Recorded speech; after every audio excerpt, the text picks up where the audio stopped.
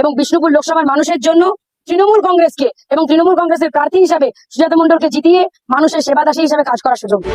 এই চালচোর, রেশনচোর, আলুচোর, করোনার তথ্য চুরি করা তৃণমূল দলকে বিশ্বাস করবেন না। আমরা কাকে বিশ্বাস করব? এনার দুতরফা মন্তব্য না পার্টিকে? কাকে বিশ্বাস করবো আপনারাই বলুন? দুদিন আগে বলে আরেক কথা, এখন বলে আবার আরেক কথা। যারা সবার করো। মোদী সরকারের উজালা গ্যাস যোজনা দেখুন, তাহলে কি বলবো? ওহে নন্দনাথ, ওহে কেন্দ্রীয় সরকারের নন্দনাথ, বিনা পয়সায় ফুটছে। স্টেটমেন্ট কি দিবে খুঁজেই পাচ্ছে না, মানে কি মাথা থেকে বেরিয়ে গেছে? মানে কি বলবে আগে থেকে ভেবে এসেছিল, তারপর হঠাৎ করে ভুলে গেছে। কি করবে? অপেক্ষা করছে। দিদির গ্যাসে ফুটছে, 1100 টাকার গ্যাসে ফুটছে দিদির দেওয়া বিনা পয়সার চাল। ওহে নন্দনাথ। ইনি মোটামুটি প্রায় সব জায়গায় ভোটের প্রচার করা শুরু হয়ে গেছে। এনার সামনে মোদির কথা বলি, ইনি কি বলবেন জানেন? নরকের কীট বলে আমি মনে করি। পশ্চিমবঙ্গের 42টা আসনের মধ্যে এবারে কিন্তু বিষ্ণুপুরটা খুব জমজমাট। কেন জানেন? দেখুন, এরা ছিল প্রথমে স্বামী স্ত্রী। প্রথমে লড়াই করেছে মাঠে, তারপরে করেছে কোর্টে, এইবারে করবে মাটিতে। এবারে বিষ্ণুপুর লোকসভা থেকে বিজেপিকে আমি এরকম ফু দিয়েই উড়াবো। শুধু এটা নয়, এবারে আমাদের সুজাতা দি কি করবেন জানেন? বিজেপিকে দেখলে নাকি ফু দিয়ে উড়িয়ে দেবে। ফু দিয়ে, এ ফু নয়, এরকম ফু দিয়ে। আরে বিষ্ণুপুর লোকসভা থেকে বিজেপিকে আমি এরকম ফু দিয়েই উড়াবো। तेजस्वी लोग हैं हमारे पास।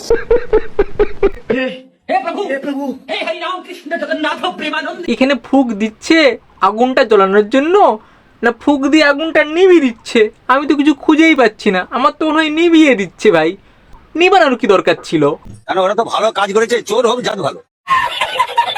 আমারই চোখে জল চলে আসছে, এত ধোঁয়া। তৃণমূলে থাকলে শুধু চোখে জলই ফেলতে হবে, চারিদিকে শুধু ধোঁয়া আর ধোঁয়া দেখতে পাবেন, এছাড়া আর কিছুই করতে পারবেন না।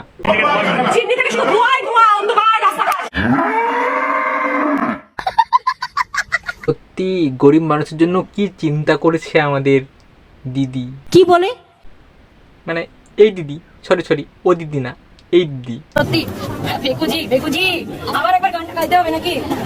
বিজেপির সরকারকে বলছি, ওহে নন্দনাথ, 1100 টাকার গ্যাসে ফুটছে বিনা পয়সার চাল, আর আমার মা বোন টানছে এই দেখো গ্যাস। আমাদের রচনা দি গরুর রচনা পড়ছে। চারিদিকে এত সবুজায়ন, এত সবুজ আদি সিঙ্গুরের জমি, সেই জমিতেই গরুরা চড়ছে এবং সেই জমিতেই আমরা গরুরা ঘাস খাচ্ছে, আর সেই জমির ফসল আমরাও খাচ্ছি। কেউ কয়লা খায়, কেউ চাকরি খায়, কেউ ঘাসপালা খায়। আমাদের রচনা দি আবার সেই ঘাস খাওয়া, মানে গরুর দুধের দই খায়, মানে মাখন খায়, দুধ খায়। সবুজায়ন, এত সবুজ আদি সিঙ্গুরের জমি, সেই জমিতেই গরুরা চড়ছে এবং সেই জমিতেই আমরা গরুরা ঘাস খাচ্ছে। গরু গরু রচনা, হ্যাঁ? তো তোমরা শুধু কারখানায় চাও? হ্যাঁ, তোমরা সবজি খাও না? তোমরা গরুর দুধ খাও না? সিঙ্গুরে গিয়ে আমাদের দিদি যেরকম প্রচারে নেমে গেছে, আমার তো মনে হয় সিঙ্গুরের জমিতে আমাদের দিদি গরুর ফ্যাক্টরি খুলে ফেলবে, মানে দুধের ফ্যাক্টরি খুলে ফেলবে। শুধু কারখানায় কাজ করবে, বাকি সময়টা কি হবে? তাহলে বাকিটা জল খেয়ে থাকো। না, আমরা সব চাই। আমরা কারখানাও চাই, আমরা গরুর দুধও চাই, আমরা সব চাই। আমরা জলকে কাটাবো না। এবার আপনাদের শোনাবো আমাদের সবার প্রিয় লাভলি দি। উনি কি বলছেন শুনুন। তিনি বললেন নাকি ঘাস ফুলের মতন যতই কাটবেন ততই নাকি ফুটবে।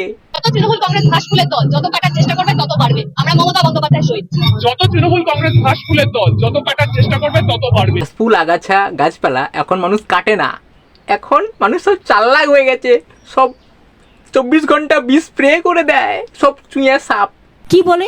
ভোটের প্রচারে কেউ বেরিয়ে বলছে জবা ফুলকে কাটবে ততই বাড়বে, আবার কেউ নাকি এরকম বলতেছে যে মানে পদ্ম ফুলকে মুছতে যে জবা ফুলকে মুছে দিচ্ছে।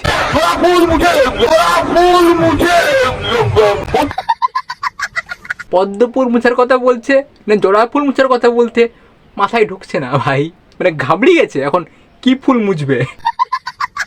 আমাদের পশ্চিমবঙ্গের সর্ববেস্ট রাজনীতিবিদ সায়ন্তিকা দি কি বলছে চলুন দেখে আসি।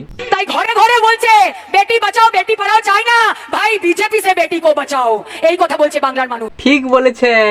এই জন্য তো সন্দেশকালীতে মাঝরাত্রে ফোন করে বলতো পিঠে বানাতে আসো, পিঠে বানাতে আসো। ভয়ঙ্কর অভিজ্ঞতা সন্দেশখালীর বহু মহিলার, রাত নামলেই ভয়, এই বুঝি ফোন এলো। বিধানসভায় টিকিট পাইনি রাগ হয়েছিল, তারপর উপনির্বাচনে পেয়েছে। কিছু তো একটা বলতে হবে, পাবলিককে তো একটু উত্তেজিত করতে হবে, সেই জন্য এরকম কথা বলছে। কালো টাকা যেগুলো বিদেশে গেছে সেগুলো এনে 15 লক্ষ টাকা সবার ব্যাংক অ্যাকাউন্টে দেবেন। কই আজ অব্দি তো আমার এলো না, আপনারা পেয়েছেন কেউ? চলুন এবারে আমরা শুনবো আমাদের সবার প্রিয় যুবনেত্রী সায়নী ঘোষ কি বলছেন, দেখে আসি।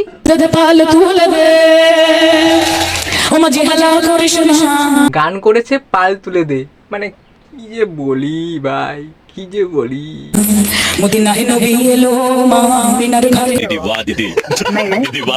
আজকে এই পর্যন্তই। ভিডিওটা কেমন লেগেছে অবশ্যই জানাবেন কমেন্ট করে, কেমন লেগেছে অবশ্যই কমেন্ট করে জানান। আর ভিডিও ভালো লাগলে অবশ্যই লাইক কমেন্ট শেয়ার, চ্যানেলটি সাবস্ক্রাইব করে দেবেন। আজকের মতন টাটা।